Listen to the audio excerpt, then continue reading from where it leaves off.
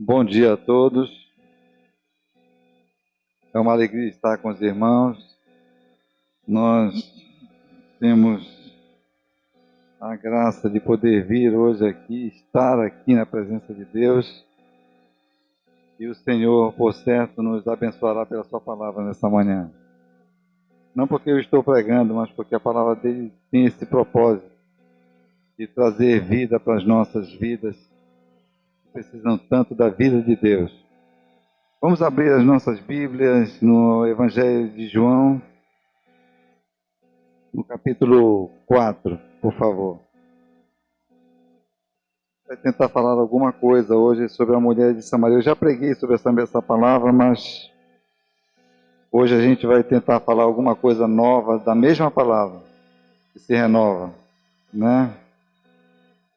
A gente vai fazer uma breve oração, pedindo que o Senhor nos guarde e nos abençoe nessa manhã, tá bom? Pai, obrigado por essa manhã, pela Tua palavra, que é viva, que é eficaz. Que o Teu Espírito nos conduza em graça, em misericórdia nessa manhã e nos instrua por essa palavra tão bendita que é a Tua palavra. Que o Senhor nos oriente, venha trazer-nos esclarecimento, luz, porque nós precisamos disso. Nós viemos para ouvir a Tua voz, porque nós precisamos de Ti. Nós não precisamos de homens eloquentes, nós não precisamos de homens que querem falar apenas da letra, mas nós precisamos de homens com o coração de servos. Nós queremos ter Teus servos até o último segundo das nossas vidas. Nós oramos agradecidos em nome do Senhor Jesus. Amém. A gente vai ler do 1 até o 7 agora, né? O capítulo 4 de João, ele é muito interessante. Toda a Bíblia é interessante. Mas o capítulo 4, ele mostra que Deus, ele não tem filhos prediletos, né? O Evangelho de João, mais uma vez, mostra isso. Porque no capítulo 4, ele ministra a várias pessoas. Há uma mulher samaritana pecadora, é o caso dessa leitura dessa manhã, aos próprios discípulos e a muitos samaritanos que creram nele, e a um aristocrata e a sua família. Isso só entre o 3 e o 4. Foi a Nicodemos, a mulher samaritana, os discípulos e ao rei, né?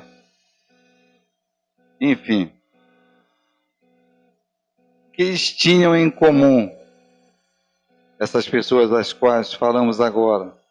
Sua fé em Jesus Cristo.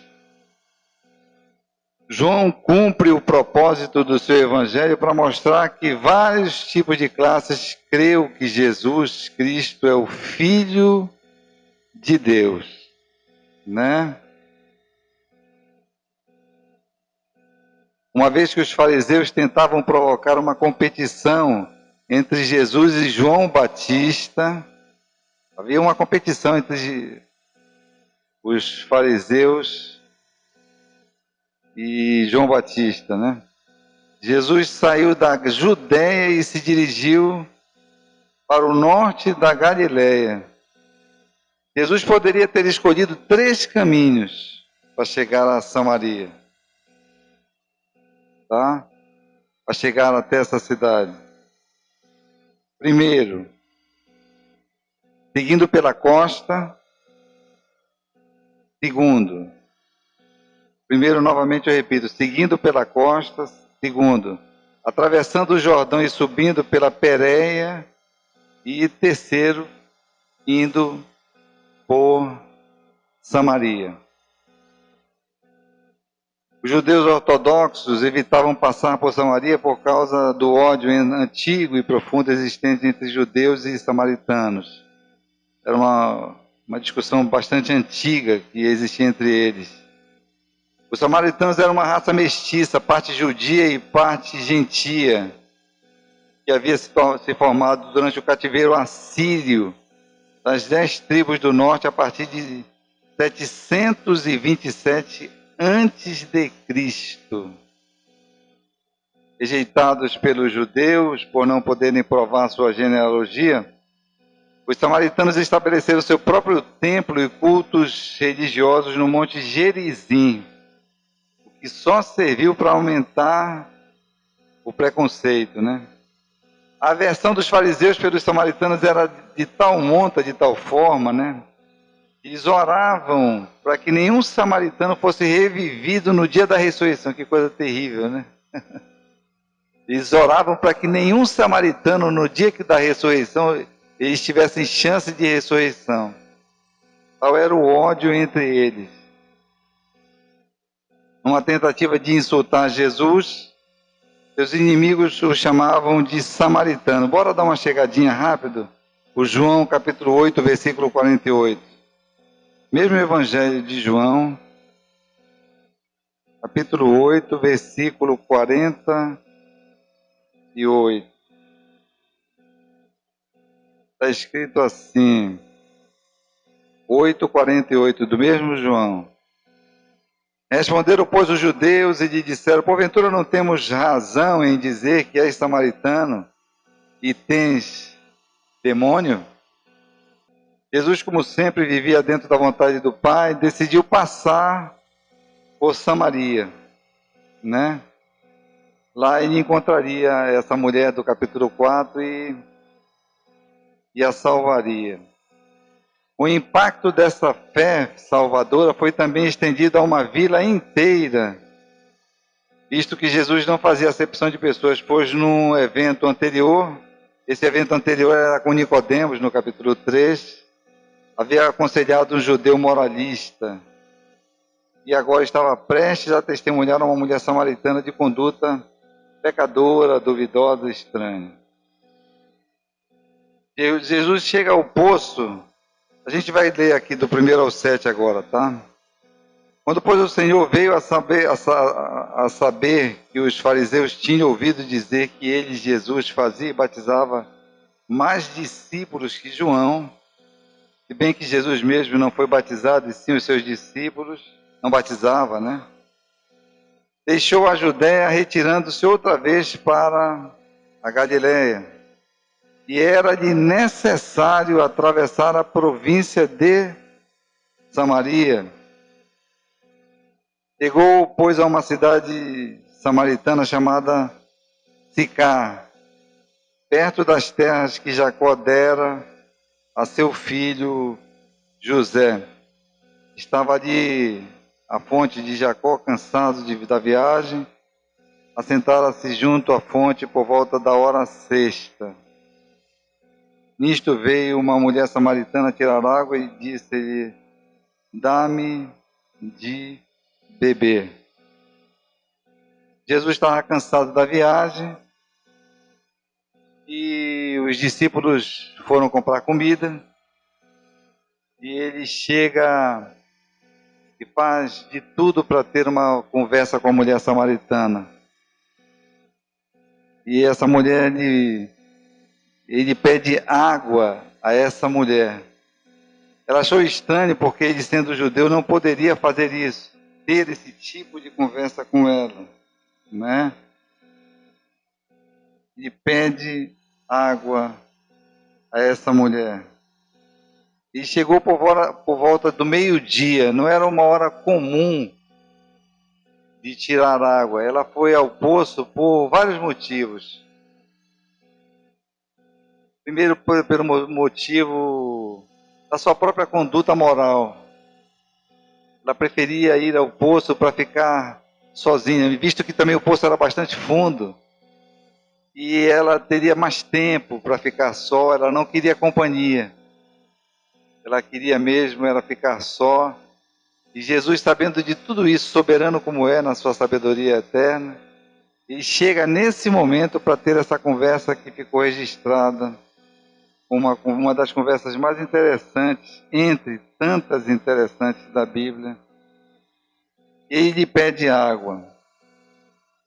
Outro motivo também da mulher samaritana, por causa das mulheres, se ela fosse 6 horas da manhã ou 6 horas da tarde, ela seria fatalmente e terrivelmente mal falada entre as outras mulheres que possivelmente também viriam tirar água. Por já ter sido mulher de vários maridos, já está no 6º marido. Enfim, ela procurou ficar só. Procurou ficar só. A gente vai dividir essa conversa em 4 estágios. O primeiro, ele é um judeu, do 7 ao 10. Tá? Começa assim: nisto veio uma mulher, versículo 7, samaritana, tirar água, disse-lhe Jesus: dá-me de beber, pois seus discípulos tinham ido à cidade para comprar alimentos. Então lhe disse a mulher samaritana: como sendo tu judeu, pedes de beber a mim, que sou mulher samaritana? Porque os judeus não se dão com os samaritanos. Replicou-lhe Jesus: se conheceras o dom de Deus, e quem é o que te pede, dá-me de beber, tu lhe pedirias, e ele te daria água viva. Naquele tempo não era considerado apropriado qualquer homem, especialmente um rabino, dirigir-se a uma mulher desconhecida em público. Mas Jesus, no 4:27, a gente dá um pulo lá para o 27, o mesmo 4, diz assim: nesse ponto chegaram os seus discípulos e se admiraram de que estivesse falando com uma mulher. Todavia nenhum lhe disse: que perguntas? Ou por que falas com ela? Então não era comum, principalmente um rabino, dirigir-se a uma mulher, principalmente samaritana, né? Não era de bom tom, era estranho isso. Mas Jesus colocou os costumes sociais de lado, porque o que estava em questão era a vida da mulher, era a salvação eterna da sua alma, né? A mulher, quando ouviu a pergunta de Jesus, ela imaginou que fosse pedir um pouco de água, supôs que fosse um rabino judeu.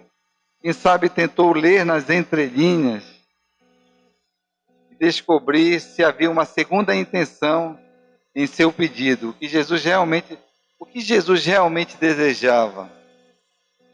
Era apenas começar um diálogo com aquela mulher, né? No 4:9 diz assim: então a mulher samaritana, então lhe disse a mulher samaritana: como sendo tu judeu, pedes de beber a mim? Sou mulher samaritana, porque os judeus não se dão com os samaritanos. O apóstolo acrescenta uma informação entre parênteses para seus leitores gentios.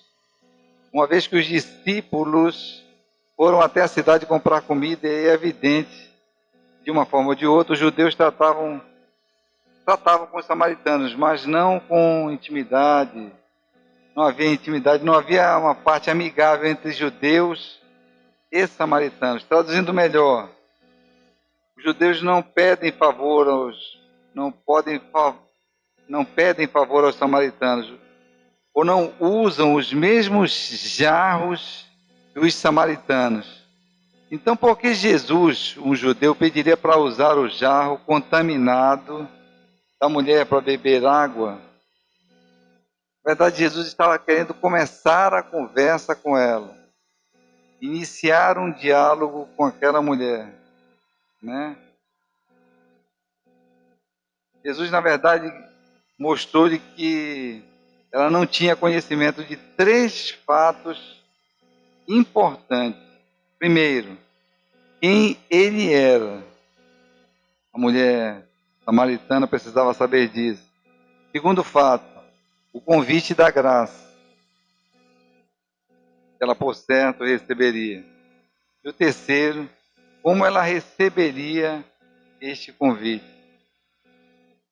Jesus, sendo Deus, o Deus eterno, o Messias de Deus que está para oferecer as palavras que o Pai tinha dado a ele a falar a ela, fica nessa conversa fazendo a seguinte pergunta para ela. A gente vai ler aqui, a gente percebe que ela começa com um certo interesse nesse diálogo.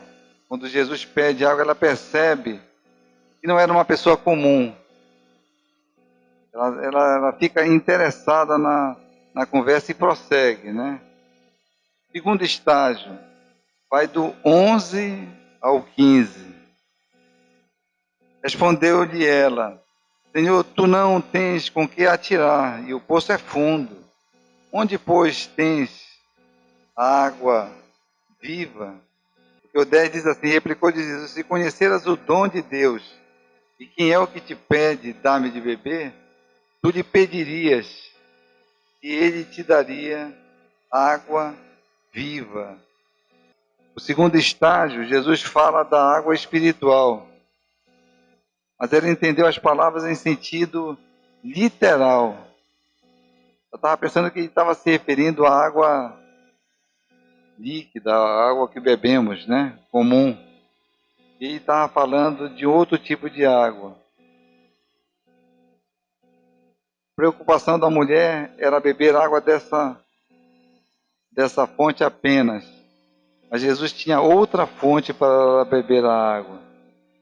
Uma vez que Jesus lhe pede água, por certo, Jesus é maior do que Jacó e maior do que o próprio poço que ela estava tirando a água. Podemos parafrasear sua resposta como: quem continuar a beber dessa água material ou de qualquer coisa que o mundo tenha para oferecer, voltará a ter sede.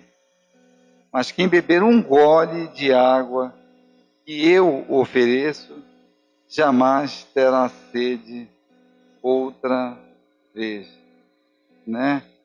O 13 e o 14 falam bem disso.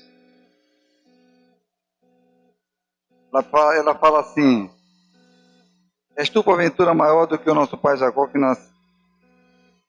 nosso pai, que nos deu o poço, do qual ele mesmo bebeu, e assim seus filhos e seu gado? Afirmou-lhe Jesus: quem beber dessa água tornará a ter sede. Aquele, porém, que beber da água que eu lhe der, nunca mais terá sede. Pelo contrário, a água que eu lhe der será nele uma fonte a jorrar para a vida eterna. Nunca a sede passa da alma daquele que tem sede outra vez, né? Nunca a sede passa na alma daquele que não sentiu seus pecados perdoados. Aqui eu queria parar para falar algumas coisas sobre isso. Nós vivemos num mundo tão complicado hoje e ouvimos muitas vozes. Jesus foi até Sicar para que todas as outras vozes se calassem no coração da mulher samaritana e só ficasse por toda a eternidade a voz do Messias no seu coração. Para, por certo, ouvia muitas vozes sobre como adorar a Deus, como agradar a Deus, como estar com Deus. Mas agora ele queria que ela ouvisse a voz correta falando, a voz do próprio Deus ao seu coração. Então, o objetivo dessa conversa era mostrar para a mulher samaritana, que nós somos, na verdade, tipificados pela mulher samaritana, todas as outras vozes neste mundo precisam ficar de fora da nossa vida. Só a voz do Messias de Deus nos interessa. Só o que Deus tem para nós nessa vida é o que interessa, porque a Bíblia fala claramente que muitos virão e tentarão ser parecidos com Cristo, mas não o serão, porque Cristo só tem um. Então esse diálogo ele tem por tônica, por objetivo, por princípio primeiro, de mostrar que o dom de Deus, que a graça de Deus, ela seria revelada e será revelada a todas as pessoas que têm um coração arrependido. Se não houver o pressuposto, se não houver a iniciativa do perdão dos nossos pecados através do arrependimento, as nossas vidas, elas não terão sentido aqui na terra. Nós viremos à igreja, nós estaremos aqui, nós cantaremos os nossos louvores, mas a vida cristã não passará nunca a ter sentido algum se nós não sentirmos a necessidade de perdão de pecados. Se nós não passamos pela experiência da conversão, e a única forma de passar na experiência da conversão é sentindo o peso do nosso pecado. Ela não sentia isso. A conversa tinha por objetivo esse: sinta o peso do seu pecado. Sinta o peso da sua culpa. Ela só será tirada através de uma única fonte chamada Cristo. A Bíblia fala no Salmo 88, eu acho muito interessante, se eu não me engano, e quando o salmista diz: todas as minhas fontes estão em ti. Todas as minhas fontes estão em ti. Então a tônica, o resumo, o princípio, o objetivo, o cerne da vida, a parte mais nevrálgica, mais importante da Bíblia, é o centro da história cristã. A partir do sacrifício do Cordeiro, da morte do Cordeiro, e tentava expor, estava começando a conversa, expondo isso à mulher. Nós precisamos, como cristãos, para nos tornarmos convertidos em Cristo, perceber o quanto nós somos miseráveis pecadores. Enquanto nós não percebemos isso, não sentimos o peso do nosso pecado e que precisamos nos redimir através do sacrifício do Cordeiro, nós iremos passar 1000 anos cantando nos bancos das nossas igrejas, nas cadeiras, ou o que tiver para sentar, e nós não iremos ver a beleza da vida cristã. Porque a beleza da vida cristã não está em cantar cânticos, não está em pregar a palavra, não, nada disso. Não está em vir aos cultos, domingo pela manhã e à noite, quarta-feira, terça-feira. Não está em cantar no coral, nada disso. A beleza maior da vida cristã, o cerne, o âmago, o coração da vida cristã está no seguinte: nós fomos por Cristo regenerados. Enquanto nós não entendemos que nossos pecados são lavados a cada manhã, nós estaremos tão confusos quanto a mulher samaritana. Nós estaremos diante de Deus, cantando para Deus, louvando o seu nome, orando, sem sentir o peso do nosso pecado. Porque foi por causa do peso do nosso pecado, do maldito pecado que eu cometi e você cometeu, que Cristo morreu na cruz. Jesus não veio fazer um cruzeiro aqui na terra. Não pegou um navio daqueles mais lindos, não veio fazer isso não. Ele veio pagar o terrível preço dos nossos pecados. E veio sofrer como o Cordeiro de Deus, e Isaías diz, e foi levado como ovelha muda perante os seus tosquiadores, mas ele não abriu a sua boca. A Bíblia diz que Deus foi tão violento o que aconteceu na cruz, querido, tão terrivelmente complicado, atroz, a dor era tão grande de Cristo, e Isaías também diz que a Deus agradou enfermá-lo. queimá-lo. A Deus agradou moí-lo. Parece um Deus tirano, louco, não nada disso. Porque alguém precisava, no caso Cristo, e só Ele, sofrer na sua carne a dor do nosso pecado de uma vez por todas, como dizem Hebreus, pela propiciação dos nossos pecados para sempre. E não precisa vir mais, ele já morreu de uma só vez, como dizem Hebreus. E aí sim, a partir dessa experiência com Cristo, cada eleito, cada separado, irá sentir o gozo e a alegria da vida cristã. Porque enquanto nós não descobrirmos quanto nós somos pecadores e precisamos confessar a Cristo como Senhor e Salvador, nada feito na nossa vida cristã. Nós passaremos 1000 anos, volto a repetir, me perdoe, e nossa vida cristã não terá o mínimo sentido. Mínimo sentido. Né? A gente precisa entender isso muito claramente.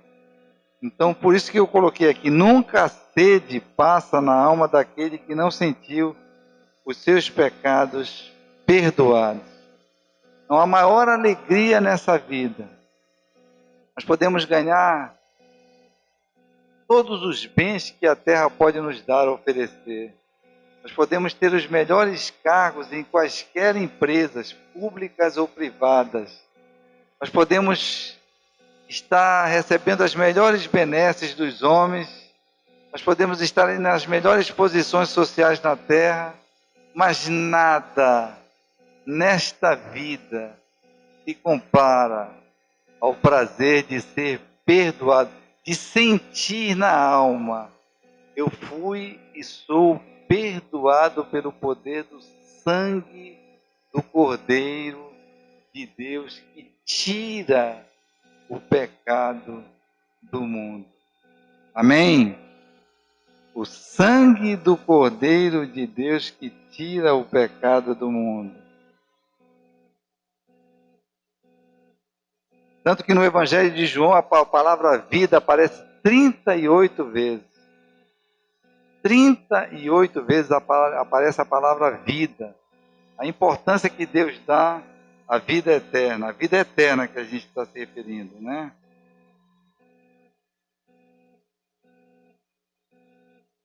Como Campbell Morgan diz, já que a vida é um dos conceitos principais, centrais do livro de João, esse autor americano fala uma coisa muito interessante. A humanidade precisa de ar, água e alimento para viver, de luz também. E Jesus Cristo provê todas estas coisas. Ele provê o ar, Espírito de Deus, né? Também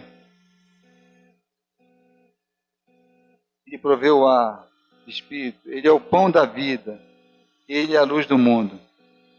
Vamos para João, só volte a página um pouquinho da sua Bíblia, capítulo 3, versículo 8.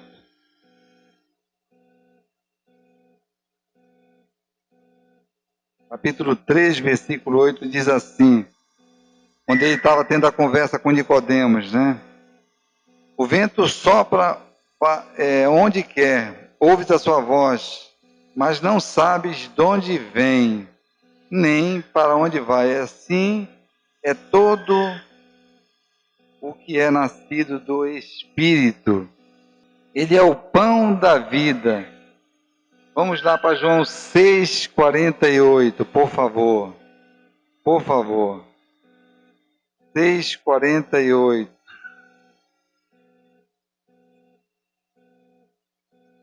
A Bíblia diz assim, João 6,48. Eu sou o pão da vida. Vamos para João 1,45. Porque ele disse ser a luz do mundo, né? 1,45.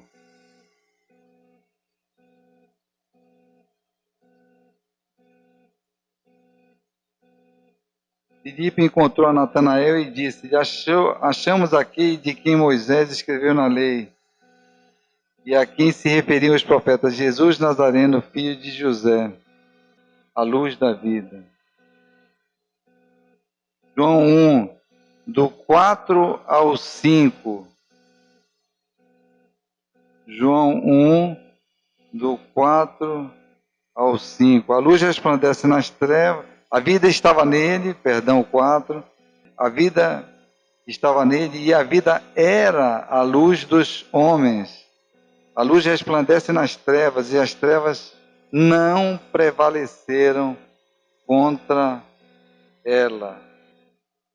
E também nos deu a água da vida.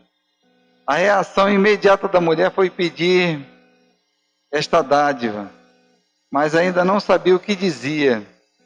A semente da palavra caiu em solo raso, na conversa que Cristo estava tendo com a mulher samaritana, né? E os brotos nasceram sem raízes. Vamos para, por favor, Mateus 13, capítulo 13, versículos do 20 e 21. Mateus 13,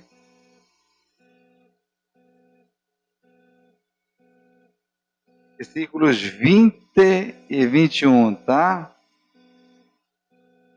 Mateus 13, versículos 20 e 21.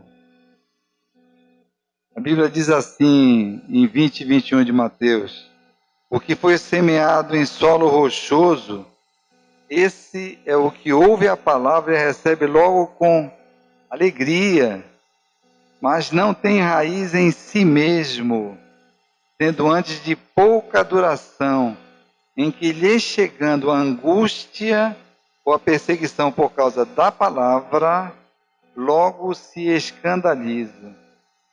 Então essa conversa demorou bastante. Foi uma conversa muito difícil para que ela entendesse a situação em que estava, né? Mas já estava tendo algum progresso, mas precisava percorrer um longo caminho ainda. O terceiro estágio, um profeta. João 4, do 16 ao 24. João 4, mesmo João que a gente estava 4, do 16 ao 24. Disse-lhe Jesus: vai, chama teu marido e vem cá. O que lhe respondeu a mulher: não tenho marido. Replicou-lhe Jesus: bem disseste, não tenho marido, porque 5 maridos já tiveste, e esse que agora tens não é teu marido. Isto disseste com verdade. Senhor, disse-lhe a mulher: vejo que tu és profeta. Os olhos da mulher começaram a se abrir nessa hora. Nossos pais adoravam neste monte, vós entretanto dizeis que em Jerusalém é o lugar onde se deve adorar. Disse Jesus: mulher, podes crer-me que a hora vem, quando nem neste monte, nem em Jerusalém adorareis o Pai. Vós adorais o que não conheceis. Nós adoramos o que conhecemos, porque a salvação vem dos judeus. Mas vem a hora, e já chegou, em que os verdadeiros adoradores adorarão o Pai em espírito e em verdade, porque são estes o que o Pai procura para seus adoradores. Deus é espírito e importa que seus adoradores o adorem em espírito e em verdade. A única maneira de preparar o solo do coração para a semente é ará-lo com a convicção de pecado, né? A gente acabou de falar isso agora. Não é possível haver conversão enquanto a pessoa não estiver convicta de seu pecado. Depois dessa convicção e arrependimento, por isso Jesus mandou que fosse chamar o marido. Ele a convenceu a admitir o seu pecado. Daí a fé começou a surgir no coração daquela mulher.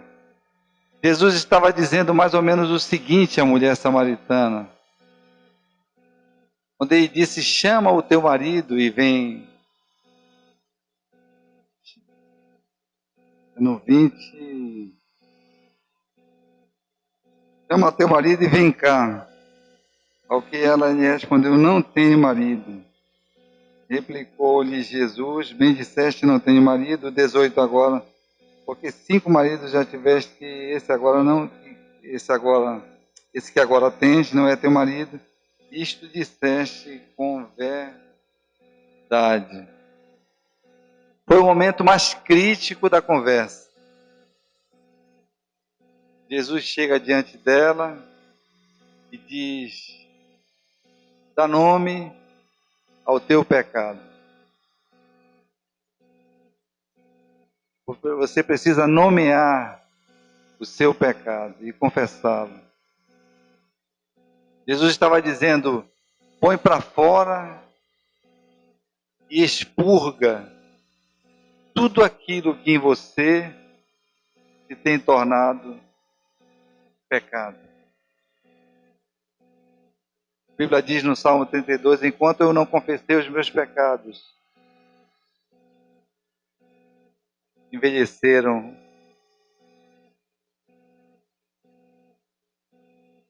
os meus ossos. Eu acho que nós estamos passando um momento difícil na vida cristã, porque nós temos a mania de tentar nos desculpar diante de Deus sem pedir perdão. Nós temos chegado diante de Deus como Adão e Eva depois do pecado, quando se cobriram com folhas de figueira. Nós temos as nossas folhas de figueira. Nós não somos claros para Deus. Nós temos muitas vezes o nosso pecado de estimação. Deus quer mudar isso em nós. Deus nessa manhã está nos confrontando a dizer: sou pecador. Tenho tratado mal a minha esposa.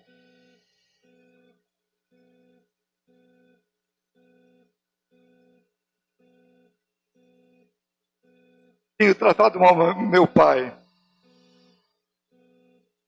Tenho tratado mal meu irmão. Desculpa. Tenho tratado mal os meus filhos. Tenho tratado mal meu patrão.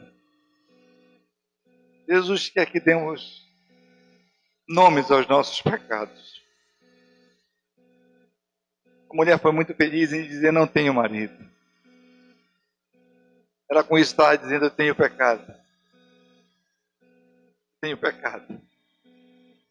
Era tudo o que Jesus queria ouvir dela. Eu tenho pecado, Jesus. Eu estou cansada de pecar. E o pior, eu tenho tido prazer no pecado. E Jesus responde de uma maneira graciosa para ela: bem disseste, eu tenho pecado. Era tudo o que eu precisava ouvir de você nessa manhã, mulher. Porque eu vim para te libertar desse maldito pecado. Desse fardo miserável. Desse fardo que é pesado demais para você levar sozinho.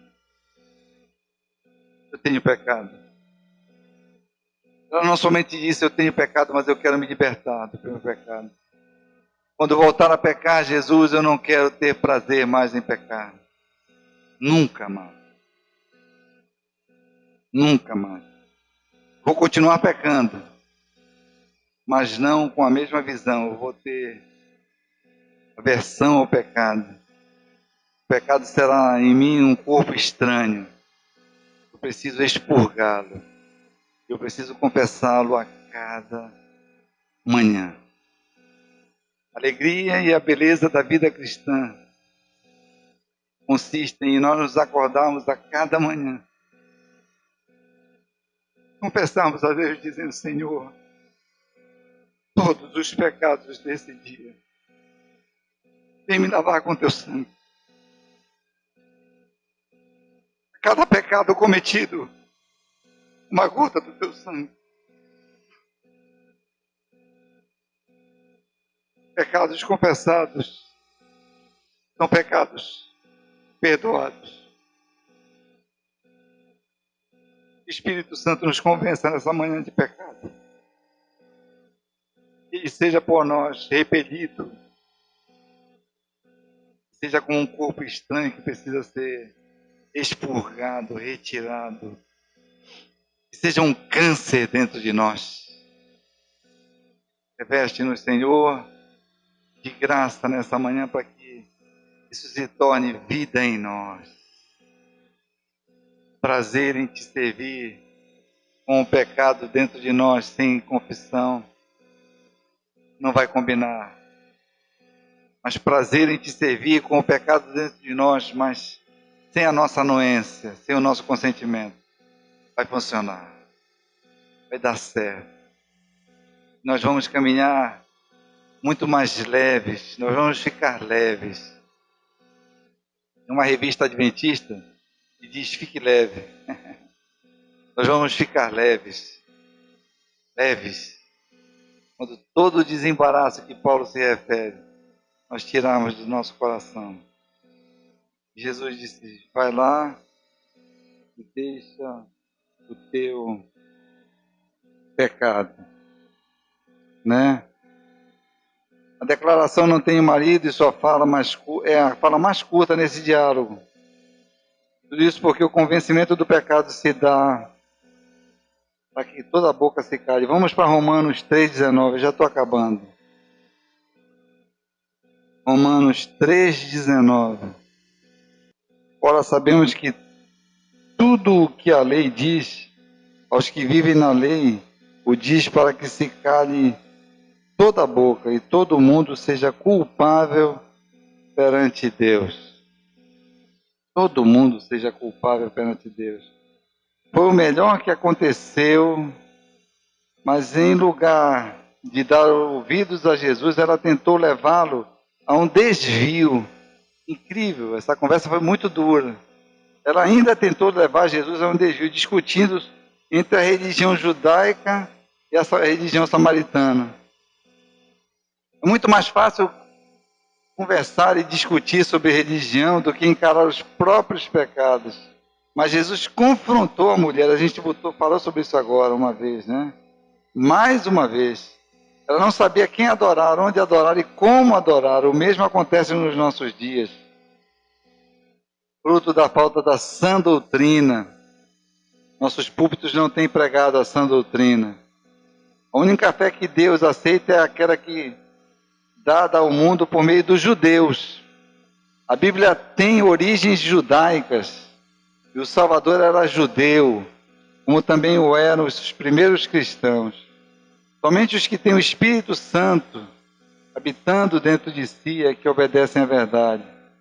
Esses podem adorar a Deus de modo aceitável, né?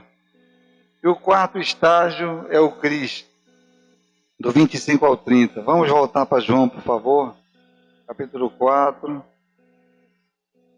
Do 25 ao 30 a gente já está terminando, tá? Eu sei, respondeu a mulher, que havia de vir o Messias chamado Cristo. Quando ele vier, nos anunciará todas as coisas. Disse-lhe Jesus: eu o sou, eu que falo contigo. Que alegria, né? Nesse ponto chegaram os seus discípulos e se admiraram de que estivesse falando com uma mulher. Todavia, nenhum lhe disse: que perguntas? Ou por que falas com ela? Quanto à mulher, deixou o seu cântaro, foi à cidade e disse àqueles homens: vinde comigo e vede um homem que disse tudo quanto tenho feito. Será este, porventura, o Cristo? E terminamos aqui a nossa leitura. Muito interessante. Apesar de sua ignorância, a mulher sabia que o Messias viria e revelaria os segredos do coração, né? Não sabemos onde encontrar esta verdade, mas estava enterrada em seu coração. até aquele momento estava prestes a dar frutos. A resposta de Jesus à sua declaração foi literalmente: eu falo contigo, eu que falo contigo, sou o eu sou. Jesus disse à mulher: eu que falo contigo, sou o eu sou. Muito interessante sua resposta. Ele havia ousado proferir o nome de Deus e a mulher se converteu. E o seu primeiro desejo foi estar com o coração disposto a pregar na cidade na vila, onde ela estava, onde tinha nascido naturalmente, os seus, né? Ela foi lá pregar. Mas um versículo que me chama a atenção, muito interessante, é no 28 aqui, quando diz assim: a mulher deixou o seu cântaro, foi à cidade e disse àquele homem: deixou o seu cântaro.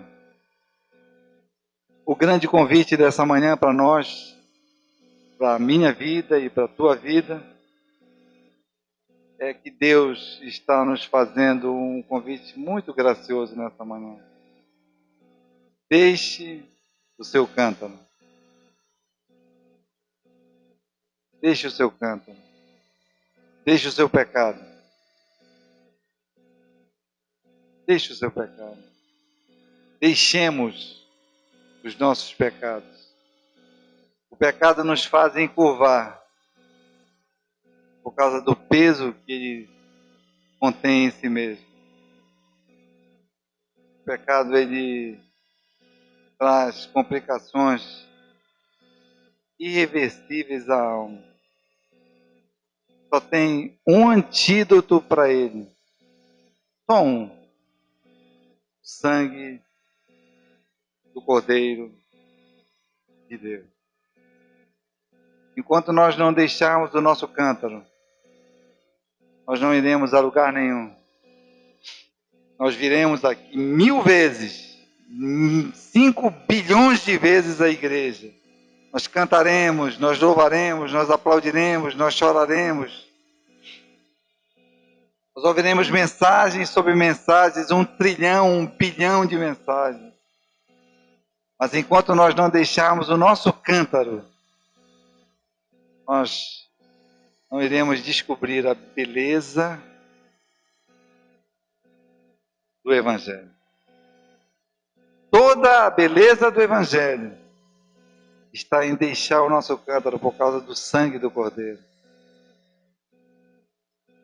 Isso não significa dizer que a mulher samaritana parou de pecar. Não seria louco de dizer isso nesse púlpito nessa manhã, não é isso. Ela continuou pecando mesmo depois de ter conhecido o Messias. E falou do segredo das eras, de todas as épocas, de todas as eras. Eu sou o Messias. Eu que falo contigo sou o eu sou. Ela ficou maravilhada, encantada. Sentiu-se perdoada. Ela disse: Senhor, eu tenho 5 maridos. Estou no 6º, que não é meu marido. Nós podemos falar com uma mulher samaritana a mesma coisa. Senhor, eu tenho muitos pecados. Muitos pecados, são muitos, são dezenas, são centenas, são milhares. Mas ele vem com o sangue dele. Em 1 João 9 diz uma coisa que eu amo. Primeira carta de João 9. Você não precisa abrir, não. E se confessarmos os nossos pecados, ele é fiel e justo para nos purificar de todos os pecados e nos lavar de toda a injustiça. Se confessarmos os nossos pecados, ele é fiel e justo para nos perdoar os pecados e nos lavar de toda a injustiça. A Igreja de Cristo que tem ouvido essa mensagem nessa manhã e que eu me incluo nela, possamos ter o prazer de dizer: Senhor, eu não quero ter a mínima comunhão com o pecado. Não, não. Eu quero ter comunhão com o teu Espírito Santo. Esse eu quero. Porque dele eu preciso a cada manhã para me dirigir. O Espírito Santo nos convença nessa manhã que nós não temos necessariamente que andar com o cântaro. O cântaro não é para nós andarmos com ele, mas para nós nos separarmos e nos desvencilharmos dele. E a Bíblia diz, e deixando o seu cântaro, tem que deixar o cântaro. Tem que deixar, tem que abandonar o pecado. O pecado não combina com vida cristã e com pureza. São antagônicos. É a coisa de botar vinagre e azeite. Não vai dar certo. O pecado ele corrói como um câncer maldito. E tira a paz. E tira a comunhão. Adão e Eva, quando pecaram, fizeram logo folhas de figueira para se cobrirem. As suas malditas desculpas. Nós chegamos com Deus e dizemos, Senhor, eu tenho até pecado, né? Eu acho que até pequei. Acho que até sou bom. A gente está para começar a orar assim. Acho que até sou bom. Acho que nós temos que mudar e repensar a nossa vida cristã. A partir do cântaro. Deus nos perdoe os nossos pecados. Deus possa nos redimir cada dia, cada manhã, pelo convencimento do Espírito Santo. Vamos ficar de pé, por favor.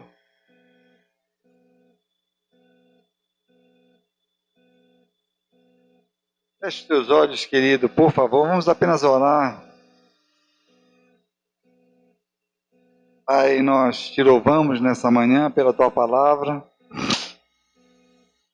E foi falado ao nosso coração, Senhor. Muito obrigado, porque o Senhor não foi a ficar, passear e mudou a direção do caminho pelo simples fato de mudar. Porque o Senhor tem eleitos para trazer a vida aos seus corações em todas as partes desse mundo. Aqui no Brasil, lá na Ásia, África, América do Norte, Oceania, onde houver mundo, onde houver chão, nós te pedimos que o Senhor converta muitos ainda dos seus pecados. A tua igreja nessa manhã, Senhor, eu me incluo, eu sou tua igreja. O cântaro, nós possamos deixar para ir não somente à cidade, à vila, mas a muitos lugares dessa terra, sem o cântaro, sem o pecado que tenazmente nos assedia, como lemos hoje pela manhã, para que desembaraçados do cântaro, do pecado, nós possamos ter a alegria, o gozo, o regozijo, grande prazer inefável, indizível, de comunhão com o Espírito Santo. Perdoa os nossos pecados, perdoa as nossas faltas, nossas culpas, porque são muitas. Que haja prazer em estar na tua presença. A nossa maior alegria não seja e não esteja residindo nas coisas dessa vida. Na nossa casa, no nosso carro, nos nossos bens, na nossa conta bancária, não. Acho que a nossa maior alegria, o maior regozijo do nosso coração, o gozo celestial, o gozo eterno, seja pensar que um dia o Salvador veio a esse mundo para não somente converter aquela mulher samaritana, mas o coração daquele que se coloca diante de ti em arrependimento,